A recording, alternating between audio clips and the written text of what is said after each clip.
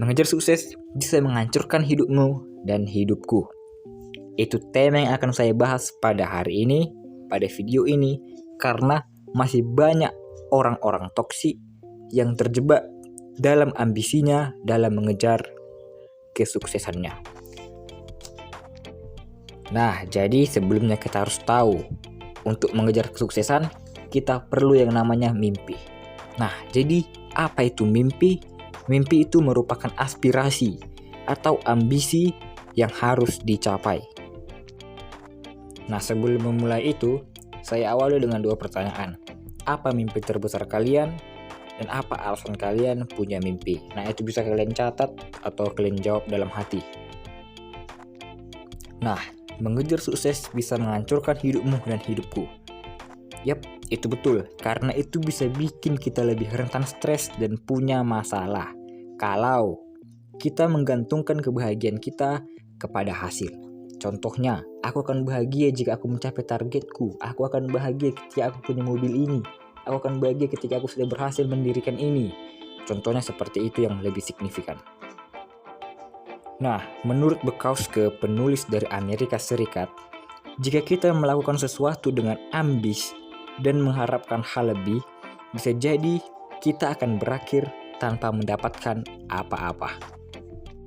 Nah, makanya lebih baik konsisten tanpa berharap apa-apa.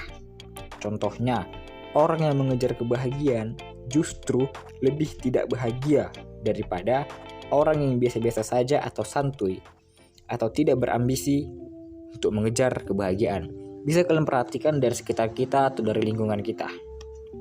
Nah bro, jadi gimana? Nah, mimpi itu perlu dan tetap harus punya cita-cita. Cuman dengan cara yang tepat. Karena mimpi itu akan jadi salah jika kita menganggap ini sebagai adiksi untuk mencapai kebahagiaan.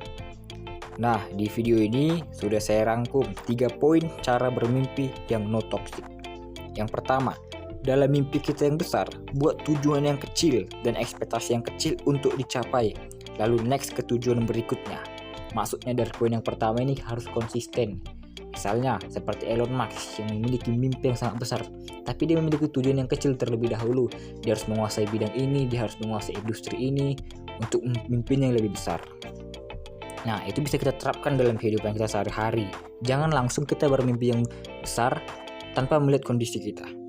Nah, baru poin yang kedua, jangan buat target yang gak realistis dulu, tetapi perhatikan kondisi dan kemampuan kita. Jadi kita harus perhatikan kemampuan kita. Kita punya mimpi yang besar, ingin menjadi pengusaha contohnya, tapi kemampuan kita dalam public speaking belum ada, kemampuan kita dalam copywriting belum ada.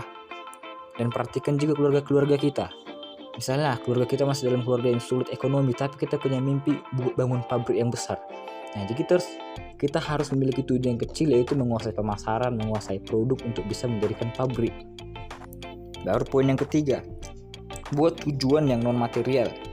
Yap, memang segalanya bukan tentang uang, tetapi jadikan uang itu sebagai alat untuk mencapai tujuan dan hal yang non material. Contohnya seperti kita berdampak besar pada lingkungan hidup kita. Nah, jadi mimpi yang baik itu ada 4. Yang pertama survive, yang kedua safety net and rights management, yang ketiga happy, healthy, and productive, yang keempat freedom and legacy. Jika 4 poin tadi dilakukan dengan konsisten, dapat menghasilkan hidup yang seutuhnya.